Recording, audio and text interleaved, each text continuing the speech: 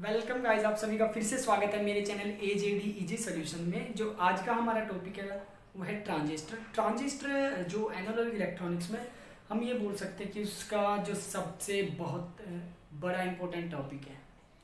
मतलब ट्रांजिस्टर हम बोल सकते हैं हार्ट है जो पूरा इलेक्ट्रॉनिक्स का है।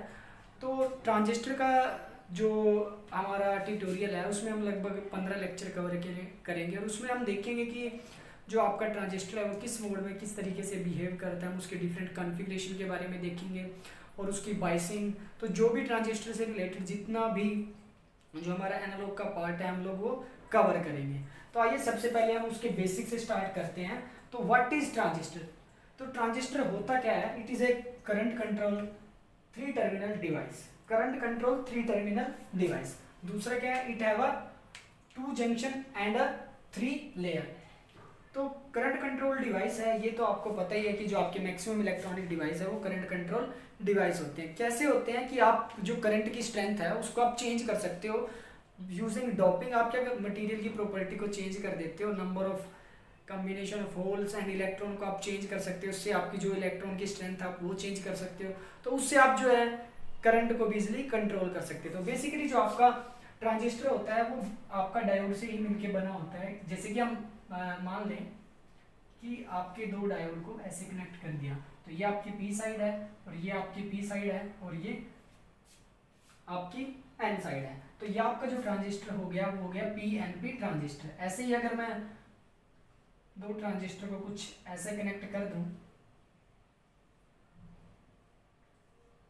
तो ये जो आपके पास होगा वो NPN।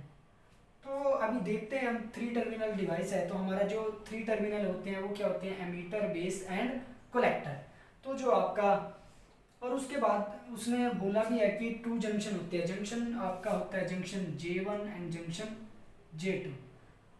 तो आपके पास जो टाइप होते हैं ट्रांजिस्टर के वो बेसिकली 2 टाइप्स होते हैं, PNP और NPN। तो PNP और NPN में डिफरेंस क्या होता है कि जो आपका PNP होता है उसमें जो आपका एमीटर है और जो कलेक्टर है वो आपका पी टाइप मटेरियल से मिलके बना होता है। पी टाइप मटेरियल्स का मतलब क्या होता है कि जिस मटेरियल में जो आपकी होल्स की स्ट्रेंथ है वो ज्यादा होती है कंपेयर टू इलेक्ट्रॉन की। और एन टाइप मटेरियल वो होता है जिसमें जो आपके मेजॉरिटी चार्ज कैरियर है वो आपके इलेक्ट्रॉन होते हैं। तो ये जो आपका PNP ट्रांजिस्टर है उसमें एमीटर कलेक्टर पी टाइप से होता है, जो आपका बेस होता है वो एन टाइप मटेरियल से मिलके बना होता है। ऐसे ही जो आपका NPN ट्रांजिस्टर होता है उसमें जो आपका एमीटर और कलेक्टर होता है वो आपका एन टाइप मटेरियल से मिलके बना होता है। जो आपका बेस होता है वो पी टाइप मटेरियल से मिलके बना होता है। अब इनके सिंबल की अगर हम लोग बात करें तो जो आपका PNP ट्रांजिस्टर है उसका सिंबल ये होता है। ये आपका एमीटर टर्मिनल है, ये आपका बेस है और ये आपका कलेक्टर है। हमेशा हम जो करंट की डायरेक्शन को शो करते हैं वो हमें कैसे पता चलता है कि ये PNP ट्रांजिस्टर है या NPN ट्रांजिस्टर है? उसके सिंबल से। तो ये जो आपका एरो का साइन होता है वो हमेशा ही आपके एमीटर टर्मिनल पे होता है। अगर वह एरो का जो साइन है अंदर की तरफ हुआ तो जो आपका ट्रांजिस्टर होगा वो PNP होगा। अगर वह एरो का जो साइन है बाहर की तरफ हुआ तो जो आपका ट्रांजिस्टर होगा वो NPN होगा। अब हम ये देखते हैं कि आपके कि किस मोड में आपका ट्रांजिस्टर किस तरह से बिहेव करता है। तो सबसे पहले हम देखते हैं कि जो आपका ट्रांजिस्टर है वो थ्री टर्मिनल्स मींस आपकी ये और ये। तो आपके पास जो लेयर भी है वो भी 3 है और जो आपके पास जंक्शन है वो 2 है, junction J1 and junction J2। तो यहाँ पे देख जो सीखने वाली बात थी वो क्या थी कि जो आपका हमेशा ही जो आपका एमीटर है ये आपका बेस है और ये आपका कलेक्टर है। जो आपका एमीटर बेस जंक्शन होता है ऑलवेज आपका जो है फॉरवर्ड बायस में होता है इन केस ऑफ एम्पलीफिकेशन। तो अगर मैं इसको PNP कंसीडर करूं तो ये आपका P, ये आपका N, तो ये आपका हो जाएगा फॉरवर्ड बायस में और ये आपका रिवर्स बायस में। अगर मैं कनेक्ट करूं तो ये आपका हो जाएगा रिवर्स बायस में। इन केस ऑफ एम्पलीफिकेशन में हम क्या करते हैं, जो हमारा एमीटर बेस जंक्शन होता है हम उसको हमेशा फॉरवर्ड बायस में करते हैं और जो आपका बेस कलेक्टर जंक्शन होता है उसको हमेशा रिवर्स बायस में करते हैं। ऐसा क्यों करते हैं इसके बारे में भी हम लोग पढ़ेंगे। तो सबसे पहले हम देखते हैं जब भी हम किसी जंक्शन को फॉरवर्ड बायस में करते हैं तो जो उसका रेजिस्टेंस क्या होता है? लो हो जाता है। मान लो कि जंक्शन J1 आपका अगर फॉरवर्ड बायस में है तो आपका जो रेजिस्टेंस है लो हो जाएगा, या वेरी लो हम बोल सकते हैं, तो वेरी लो रेजिस्टेंस।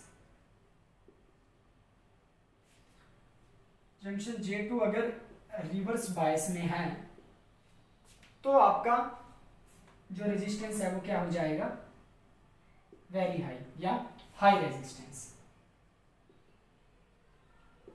तो अब हम ये बात बोलते हैं कि हम जब भी हम जो ट्रांजिस्टर है उसको हम एम्पलीफिकेशन के लिए यूज करते हैं तो हमारा जो एक जंक्शन है वो फॉरवर्ड बायस में होता है, एक जंक्शन हमारा रिवर्स बायस में होता है।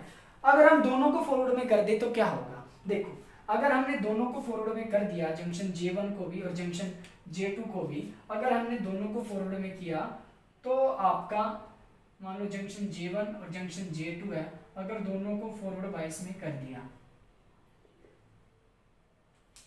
तो जो आपका ट्रांजिस्टर है वो क्या करेगा, एज ए क्लोज स्विच की तरह काम करेगा, आपका एज ए सिंपल वायर की तरह काम करेगा। तो as a transistor work as a switch या एज ए क्लोज स्विच। अब अगर हमने जो जंक्शन है हमारे उनको रिवर्स बायस में कर दिया तो अब आपका क्या होगा, देखो जैसे कि फॉरवर्ड बायस में जो आपका ट्रांजिस्टर है वो आपका एज ए क्लोज स्विच की तरह काम कर रहा है, ऐसे ही अगर आप उसको रिवर्स बायस में कर दोगे तो जो आपका ट्रांजिस्टर है वो एज ए ओपन स्विच की तरह काम करेगा। तो एक जो एप्लीकेशन है आपके ट्रांजिस्टर की वो ये भी है कि आप इसका यूज एज ए स्विच की तरह भी कर सकते हैं, लेकिन मैक्सिमम यूज इसका किसके लिए करते हैं, एम्पलीफिकेशन के लिए। तो जो इसका ये वाला पार्ट है एम्पलीफिकेशन का, ये बहुत ही इंपॉर्टेंट है। तो हम देखते हैं कि आपका जो सिग्नल है वो कैसे एम्पलीफाई होता है। मान लो कि आपके पास जो आपकी इनपुट जो वोल्टेज है मान लो Vs है वो आपके पास 20 मिली वोल्ट है, और जो आपके पास आपका रेजिस्टेंस Ri है, इनपुट जो आपका रेजिस्टेंस है मान लो कि वो आपके पास 40 ओम है। तो हम देखते हैं यहाँ से जो आपका करंट की वैल्यू आएगी वो आपकी आएगी 20 मिली वोल्ट बाय में 40, तो यहाँ से जो आपकी वैल्यू आएगी करंट की तो वो आपके पास आएगी 0.5 मिली एम्पियर।